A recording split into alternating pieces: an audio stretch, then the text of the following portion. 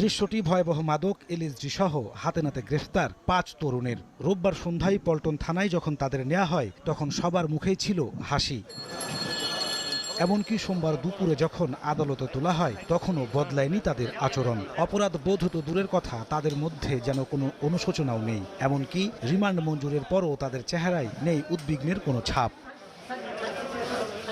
আইনজীবীরাও হতবাক। তারা বলছেন, বহু আসামি দেখেছেন, কিন্তু এরকম বিকারগ্রস্ত আসামি কোনোদিন তারা দেখেননি। যখনই দেখা যায় সমাজের কোনো মানুষের কাছে অগাধ টাকা পয়সা থাকে, তাদের টাকা পয়সার কোনো ঘাটতি থাকে না, তাদেরকে ব্যাকিং দেওয়ার মতো যথেষ্ট টাকা পয়সা এবং লোকজন থাকে, তখনই মানুষগুলো বেপরোয়া হয়ে যায়। আজকের যারা গ্রেপ্তার হয়েছে তাদেরও এমন একটি মেন্টালিটি আমরা লক্ষ্য করেছি, যেহেতু তাদের বাবা মার অনেক টাকাওয়ালা এবং তারা মনে করছে এই মামলা কিছুই হবে না, হয়তো ওসিরি তারা আবার খালাস পাবে বা মুক্তি পাবে। পরিণতি সম্পর্কে তাদের কোনো জ্ঞান নাই।